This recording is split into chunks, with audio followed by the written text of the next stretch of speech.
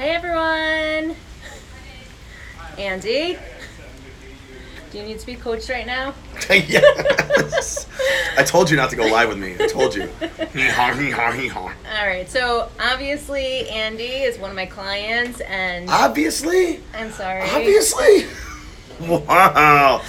And he has Bring another one. He has severe ADHD symptoms, and we wanted to meet to talk about his journey in life. Do you see those squirrels? Severe. Yeah, it's pretty severe. Yeah, Andy has had a really successful life. He has been through a lot and wants to share all of this good information with you. So if you're going through something like this, or you have a family member or a friend who has ADHD, Andy can definitely give you some motivation. I'm going to try. I'm gonna do my best. So who are you, Andy? I'm Andy, and my mom thinks I'm special. Hi, Mom. She definitely doesn't know how to use Instagram, so we'll have to send her that later.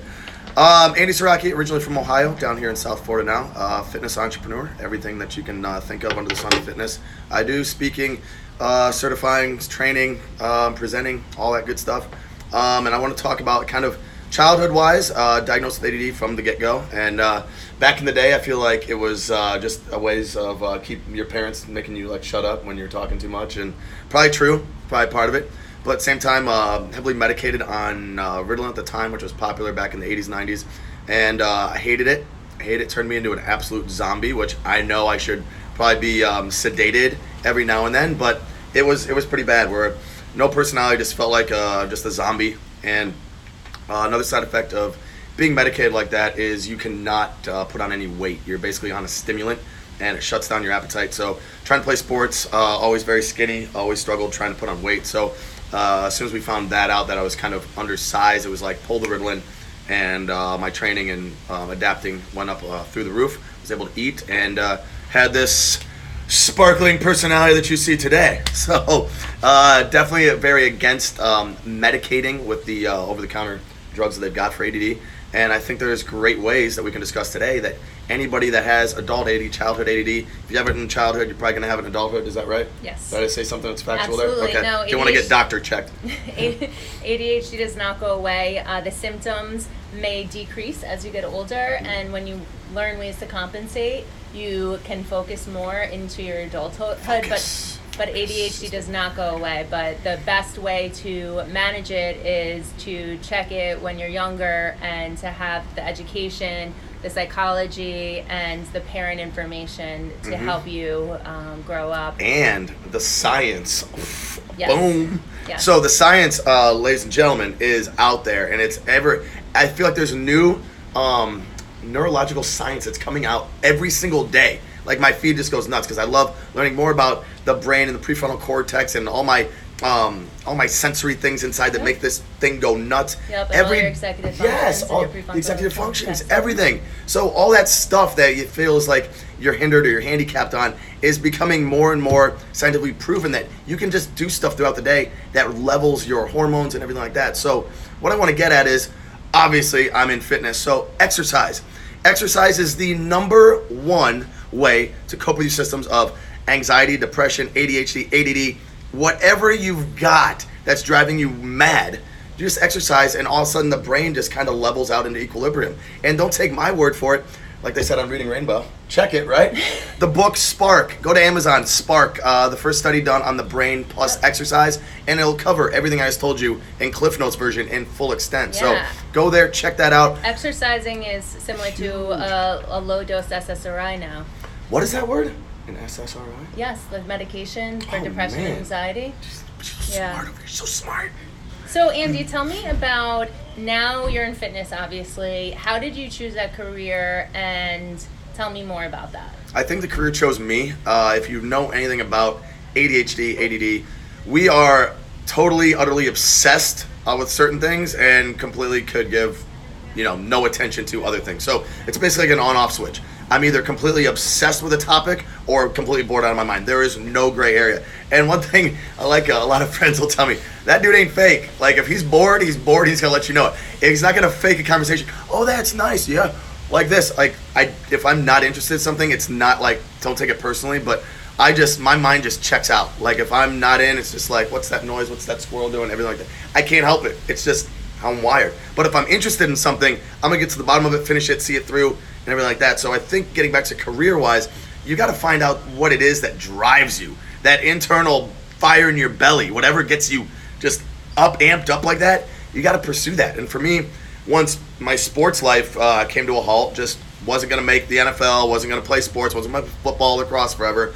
It was like, what's the next thing? I wanted to be surrounded by at least that field. So the next thing was kinesiology, exercise science, biomechanics, human movement and physiology. So that was where in college, my GPA on all my gen eds, I was getting like C's all through, like all those elective courses you got to take. As soon as I got into kinesiology, straight A's all through the hardest scientific levels because I was interested in it. And you have the highest degree in training, don't you? The CSCS certification is the only personal training and sports performance certification that requires a science degree. The only one. So if you guys are looking for somebody, look for that CSCS after their name. That is creme de la creme, top of the list, and then everything. There's some great ones up there too, but that definitely tops it. And actually, the prerequisites to get that certification going up. Now you've actually have to have not just a science degree, but you have to have a kinesiology degree starting in 2022, I believe. So you've got to go through 4 years of schooling even to get that degree or that certification. And Andy's so much more than just a trainer and a group fitness. I mean, you didn't even really speak about all the things that you're doing right now. Oh yeah, like what else? I saw something shining. So no, there's so we were talking about like the field and like what to choose and do everything like that. So it kind of find out what you can't get bored doing, and that'll fuel you through all the hard times of you get frustrated with things like that. But if you're fueled up and you're really amped up about what you're doing, you're gonna be fine. You're gonna see it through. So I work with clients all day long. People are like, what athletes do you train? I say, my clients are my athletes. This girl's an athlete. You're a human body. You're an athlete. I'm going to train you like an athlete. So we train people like that. I work with tons of veterans. I work with that because my brother was a veteran. He was in the U.S. Marines. We lost him in 2012. But I do everything I can for vets to kind of see that through. So again, something I'm passionate about.